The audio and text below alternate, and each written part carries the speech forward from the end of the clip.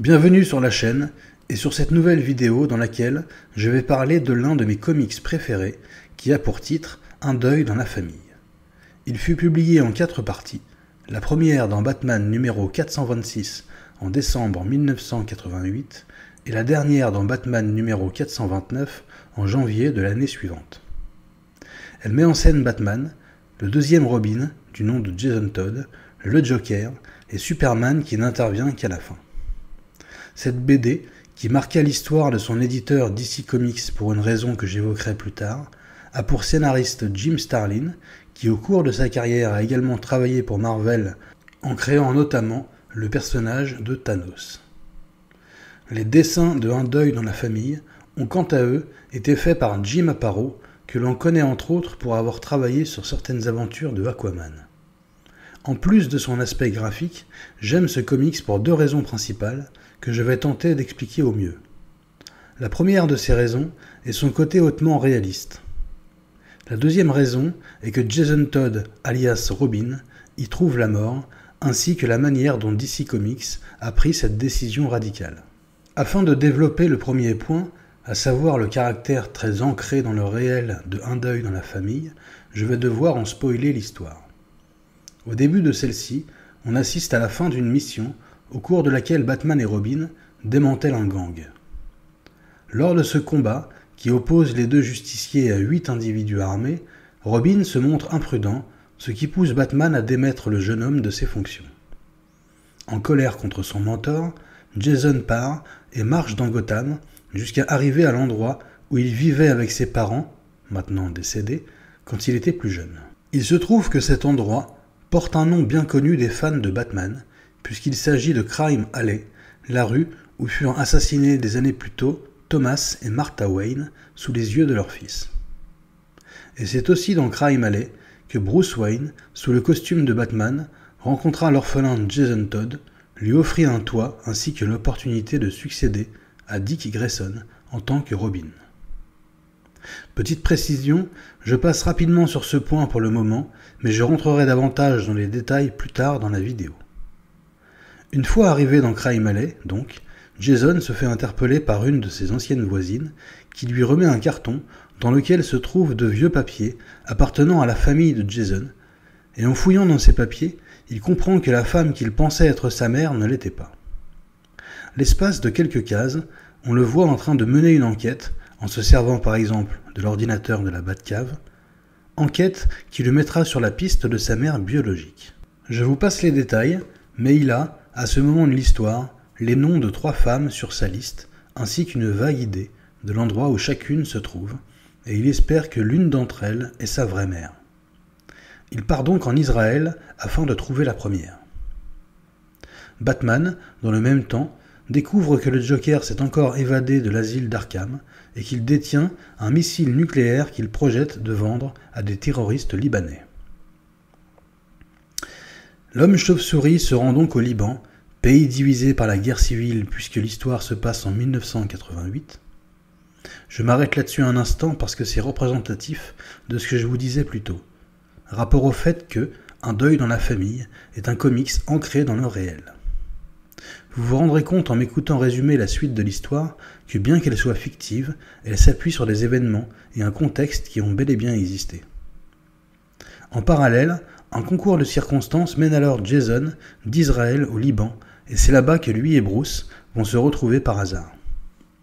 Ils y contrecarrent les plans du Joker et des terroristes, à qui ce dernier avait vendu son missile, qui avait par ailleurs prévu de l'envoyer sur Tel Aviv. Les 2 justiciers de Gotham interrogent alors une femme, agent des services secrets israéliens, pour savoir si elle est la mère de Robin, ce qu'elle n'est pas. Je passe rapidement sur le passage où, toujours au Liban, notre duo est amené à affronter une femme qui s'avère être Lady Shiva, antagoniste de Batman créée en 1975, et à l'interroger ensuite grâce à un sérum de vérité pour, à elle aussi, demander si Robin est son fils. Et elle non plus n'est pas sa mère. Suite à ces événements, Batman et Robin se rendent en Éthiopie dans le but d'y trouver la dernière femme de la liste de Jason, nommée Sheila Haywood, qui travaille dans l'humanitaire. Une fois sur place, ils sont confrontés à la famine et à la misère qui ravagent le pays, et il localise celle qu'il cherchait. On comprend dans une scène rapide mais touchante qu'elle est la mère biologique de l'acolyte de Batman. Seulement, Sheila a un passé houleux, puisqu'elle a, des années auparavant, pratiqué à Gotham City des avortements clandestins sur des adolescentes et que l'une d'elles est morte des suites de son opération. Le Joker, lui aussi en Éthiopie à ce moment-là, apprend que ce drame a eu lieu et se sert de cette information pour faire pression sur Sheila dans le but de la forcer à lui fournir un important stock de médicaments qu'il revendra ensuite au marché noir. Contrainte et forcée, la mère de Jason accepte et finit même par livrer son fils au Joker afin d'empêcher le jeune justicier et par extension Batman de mettre à jour différentes escroqueries dont elle avoue être coupable. À ce moment, le récit prend une tournure encore plus dramatique. En effet, le Joker massacre Robin à coups de baramine, puis, alors que ce dernier est presque mort, l'attache lui et sa mère dans un entrepôt dans lequel il place une bombe avant de s'enfuir. À bout de force, Robin parvient à se détacher, puis à libérer sa mère, mais il n'arrive malheureusement pas à quitter l'entrepôt et la bombe explose. Rapidement, Batman arrive sur les lieux, mais trop tard. Sheila Heywood a juste le temps, avant d'expirer, de lui expliquer que son fils, Jason, Robin, a tenté de la protéger en se jetant devant la bombe au moment de l'explosion et qu'il est mort, héroïquement, mais sur le coup. Bruce, sous le masque de Batman, est dévasté. Il se jure de venger Robin en tuant le Joker. Il fait rapatrier à Gotham les corps de Robin et de sa mère et procède à leur enterrement.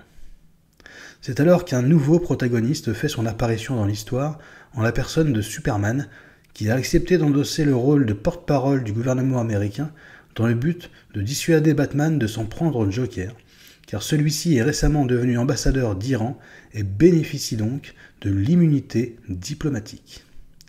Il est important, je crois, de préciser que c'est l'ayatollah Khomeini en personne qui recrute le Joker. Je ne plaisante pas, il y a une vignette où on assiste à cette scène, je vais bien sûr vous la mettre en illustration. Si vous ne savez pas qui c'est, je vous invite à faire vos recherches. En tout cas, il s'agit encore d'un passage de cette BD où se mêlent réalité et fiction.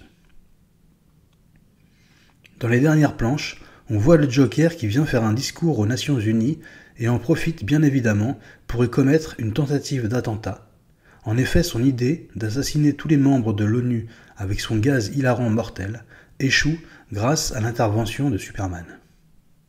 Et pour finir, le comics Un deuil dans la famille se clôture sur un affrontement entre Batman et le Joker dans un hélicoptère qui finit par s'écraser.